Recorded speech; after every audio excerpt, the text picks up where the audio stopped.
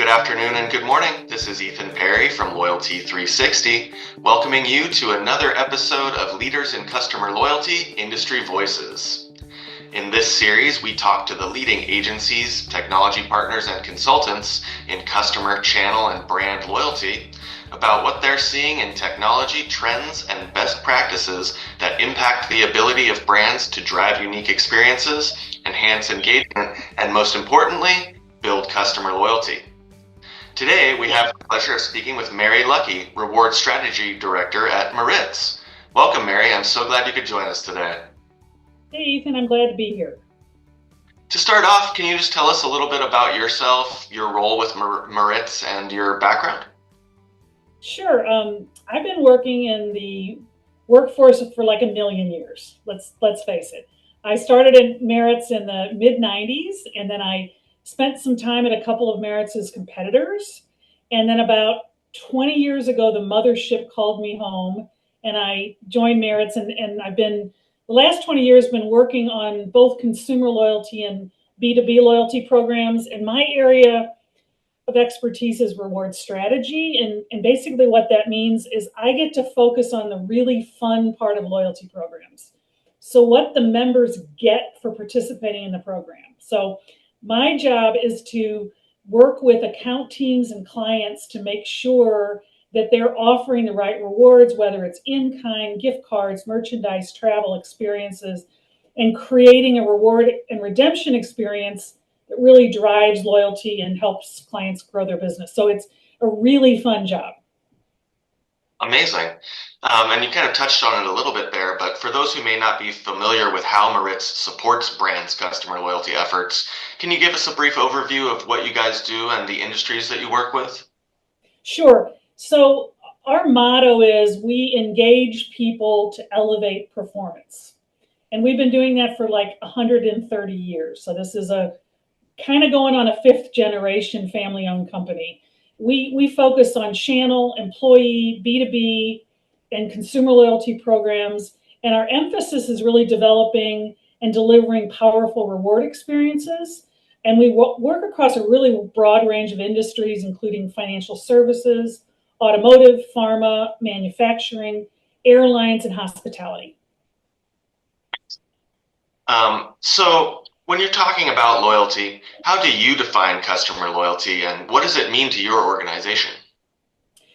So customer loyalty really refers to the relationship that develops between a consumer and a brand.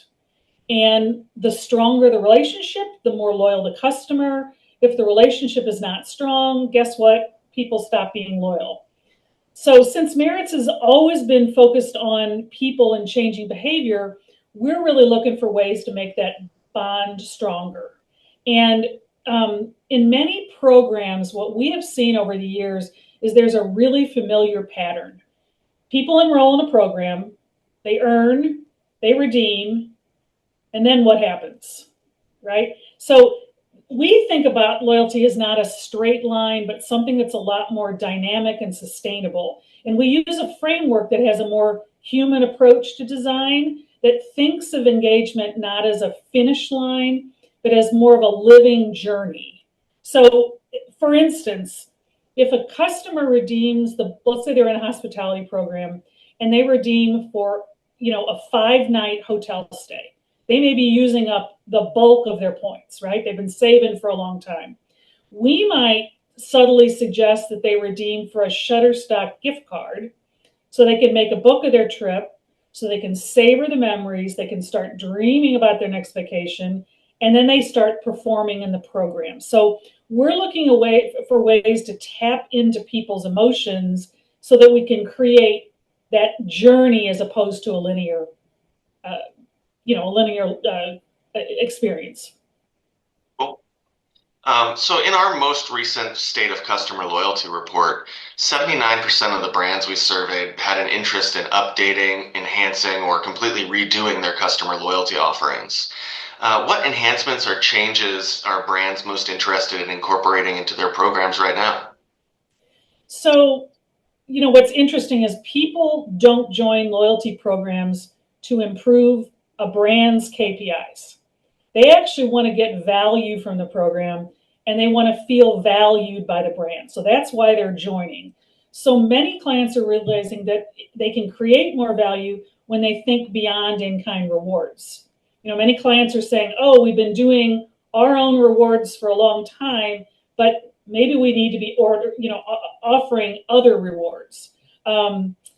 We also are seeing more of our clients add more experiential rewards. So in the past year, the average American has attended 14 live events, and Gen Z Americans have attended 24 live events, which just shows you that experiences are really for everyone. And one of the experiences that we offer our clients is we call it a personal shopper service, and it's a concierge service that's designed for high point earners, and it allows them to use their points to redeem for anything they want, even if it's not in the reward collection. So we've had people use their points for an engagement ring, an RV, a new outdoor kitchen. We've even had a couple that have redeemed 4 times for ghost hunting equipment. So these are really niche things that people are, talk about personalized. Who would think to offer ghost hunting equipment in a loyalty program, right? But because of the service, they can get that. So what we're finding is the more personalized we can make the rewards, the more we can tap into positive emotions. Members are then going to feel value and feel valued by the brand, and that's going to drive stronger loyalty. Amazing. So are there any specific industries you see leading the charge in loyalty program innovations, and which ones, what are they doing differently that you're seeing out there? So what I'm seeing, as I'm sure a lot of people are, is the 2 industries with the most innovation right now is in retail and hospitality. And with retailers, it's kind of obvious they have so much data at their fingertips, and AI is changing the game every day. And since their rewards are typically in kind, but it's a kind of a different in kind with retail because they can be driven down to the SKU level. So, this is where you're going to see a lot of creativity that I can see what you're doing, where you are throughout the whole experience. And I think that's going to be a big deal. And then in the hotel and airline industries, there's a lot of things that brands can do to provide members enhancement during their travel experience. So instant upgrades, priority boarding, those kinds of things keep things very fresh and relevant. And then also some very high-end exclusive experiences where you have to be in the top tier, and in order to even get an invitation. That's when people feel like they're really in the tribe. So personalization and real-time rewards, it allows these brands to reward people based on their individual behavior and preferences, because it really isn't a one size fits all anymore. You have to think a lot more deeply than you used to. Yeah, and that kind of leads me into my next question for you about, we have a lot of new technologies that are emerging in loyalty right now, AI, gamification, new ways of getting zero and first party data collected for those personalized experiences. What do you believe will have the greatest impact on loyalty programs in 2025, and why do you think that is? So there's obviously there's tons of new technologies popping up, but I think AI is the one that's going to make the biggest splash because it's just evolving so fast, and people can't even keep up with how to use it. I mean, obviously you can use it to analyze purchase history and preferences, but brands can also use it to spot when customers might leave, and they can step in before they do. It can also help offer instant rewards based on where people are and what they're doing. You can even use it to prevent fraud. And to me, again, it's just so exciting because, if you can dream it, you could probably make it happen. So I think that, this is the time when really creative marketers in, working with data people are going to be able to come up with some very exciting things. Awesome. Well, to shift gears a little bit, what do you think are some common reasons that loyalty programs are failing to meet their goals right now? And how do you think brands can address those kind of issues? So obviously there's lots of reasons that programs fail, like simple things like, upside down economics, program complexity, people can't understand what to do. There's not enough value in in the rewards to get my attention. But a couple of the things that I've been following lately really are programs that don't have a compelling reward offer. For example, I'm in that hotel loyalty program and I earn a lot of points for business travel, but the last thing I want to do in my downtime is redeem for more travel, right? I want to stay home. I might want to use my points for a TV or a grill. So don't keep telling me about about more points to travel. So choice is really important in rewards to make sure you really appeal to a wide range of customers. And then the other thing that I've been watching, and you'd probably be able to relate to this, everyone should, is that I call it omni-channel overload. So omni-channel marketing is really important, right? But during times of economic and social uncertainty and a lot of stress, customers are becoming overwhelmed with information and they're starting to feel fatigued and stressed. It can cause customers to just quietly fade away. They block your emails and you don't even know it, right? So I think that marketers really need to read the room and deliver what people need in the current environment. And a couple ways to combat this, I think, is to focus on bringing value to members. Maybe introducing gift cards for everyday restaurants. If people are concerned that they don't know what's going to happen with, should they save or should they spend, if you can use your points for restaurants where you can take your family out to dinner, that's a way for you to do something special without being worried about spending your money. Or you could provide a surprise and delight to top members, or do a promotion, a sale, something that makes people feel like, oh, wow, I can use these points for me, right? I also think that people are responding to nostalgia. They want to go back to happier times. Using things like humor in your messaging, if your brand allows it. But I think about those Jardian commercials where people are dancing around in the streets about diabetes drugs, but people are laughing, or the Will Ferrell commercial. So levity and humor, bringing back print. So that has 100% open rate right now because we don't get print, right? But who opened the Amazon catalogs this holiday season? Everybody did. Kids did, adults did. And even getting back to basic human beings, like with customer service. So, you may love your airline app and you use it all the time, but when your flight gets canceled, you do not want a chatbot. You want to talk to a live human being that can help you, right? So these are ways that we can help people feel valued, and combat some of this omni-channel overload that we're all feeling. Awesome.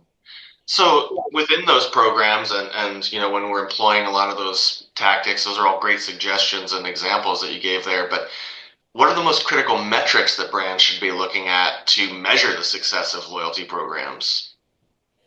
So obviously there's, the ones we all know: retention, engagement, lifetime value. Loyalty marketers need to pay attention to all of that. But I think something that's overlooked are metrics that can help you identify ways to improve those core measurements, like which redemptions drive the best long-term behavior. In our experience, we found that not all rewards are created equal. So over the years, we've done some analysis and found that members that redeemed for more memorable items like experience or merchandise actually performed better in their program than those that redeemed for more transactional rewards like gift cards or cash. So we have all this data at our fingertips, and if we could do those types of analysis and not just make it at the high level, what can you do to improve the program that would affect those metrics? So I think it's just something that gets overlooked, but I think it could really help improve program performance. So on a more personal note, are there programs that you admire or that you're loyal to from a customer loyalty perspective? And what do you like about their offerings? So there's a couple that I'm loyal to that's going to make you laugh, and then I'll tell you the one that I find compelling. Um, so Aldi doesn't have a program, but I'm absolutely loyal because there's a culture there. I don't know. Have you ever been to an Aldi, Ethan? I have, yes. So the fact that you have to have the quarter and you have to walk up and I always leave my cart, without a quarter so that somebody can get a free, or just the way that you interact in the store. So Kentucky Fried Chicken has gotten me. 5 o'clock on a Tuesday, $10 for 8 pieces of chicken. I've stopped and Apple paid and gone and picked it up. So, but those are a couple of my favorite, just because they're so creative and different. Just the way they capture my attention. But I came across a really interesting program a few months ago out of the UK, and it's called the Rafa Cycling Club, and it's basically a program for the world's most popular cycling apparel. Now I really don't. I'll occasionally ride a bike when I go to a park or something, but I'm not a cycler. But what's so cool about this program is it's more like a community than it is a loyalty program, and it's a worldwide community. And you're not just entering a relationship with Rafa, excuse me, but you're entering a global community of cyclists. And their website says that being a part of this program means being a part of something bigger, a riding community with a friendly local spirit. They have clubhouses, and you go on rides with an app where you can connect with people all over the world while you're cycling. There's no points, it's all status. And you actually have to pay a membership fee, but you get really cool perks out of doing it. But to me, this is an example of how you can take marketing and the creativity that I was talking about and really create this strong brand. And what I imagine is if you could have a program that's this strong without points, imagine if on top of that you earn points. So that's the kind of inspiration that I find from programs that just are doing something different. And how can we take those things and put them into more traditional points-based programs? Amazing. Yeah, that's a great little case study there. Look it up. It's really interesting. It I makes will. me want to go ride. So we've touched on a lot of different things today already, but what do you see as the next big thing in customer loyalty? So you're going to be surprised. Personalization. I mean, it's just hand in hand with AI, with all the rich data sets. The more data can have, the more creative you can be about this personalization, and then I think that's going to be the best way to connect with the brand. Cool. Do you have any closing advice or thoughts for our audience? So we're just going to be focusing on how to create the best reward experience, but specifically some things that we're going to be doing over the next year is we're going to work on a few new reward offerings that should be available soon. More to come. Advancements to fraud mitigation processes. That is not fun. That's not creative. That's not sexy, but it's really important to clients. And then we're going to be working on enhancements to our personalization on our e-commerce sites. That's going to make the redemption experience more rich. We're going to be providing a shopping experience that's tied directly to your point balance. So when you come to our site, you'll see what's within your point range without having to click anywhere. It'll be brought to you. So we're just going to really be focusing on keeping that earning and burning experience less linear and more of a journey, and creating the best experiences we can. Awesome. Well, that all sounds amazing. We'll have to have you back on the podcast later this year to hear about your new offerings and get updates on all of that stuff. Love it. So that brings us to our world famous quickfire questions section. We like to keep the answers to these to one word or short phrase. So we're going to jump right into it. How would you describe your work life? Fun. Oh, if you have a day or a week off from work, what are you doing? Going on a road trip. If you could live in any city or country, where would you live? You may think this is boring, but it's St. Louis, Missouri. It's home, and I love it. If you could go back to school, what would you study? Philosophy. What facet of your job would you like to know more about? What's happening in loyalty and reward programs in parts of the world where I don't have a lot of exposure? And what facet of your job would you like to know less about? Performing manual tasks that AI is soon going to take over. What motivates you when tackling challenges at Maritz? There's so much potential with the people that I work with at Maritz that we can help our clients. It's very exciting. Awesome. What is your favorite sport or hobby? Reading well-written books. I Googled what books does Stephen King read, and that's what I've been reading. Awesome. And what do you typically think about at the end of the day? What's the funniest thing I've heard today? Nice. Well, Mary, thank you so much for taking the time to speak with us today. We loved having you on Leaders in Customer Loyalty. This episode of Industry Voices was awesome. It was great getting your perspective on customer loyalty, and we look forward to learning more from you and the team at Maritz throughout the rest of this year. I want to thank everyone for tuning in today to Leaders in Customer Loyalty. If you haven't already, please subscribe to our Leaders in Customer Loyalty podcast and follow Loyalty 360 on YouTube and LinkedIn. Please join us every Tuesday for another edition of Industry Voices. And Mary, thanks again. We look forward to having you back on soon. Thanks, Ethan. Take care. Alrighty.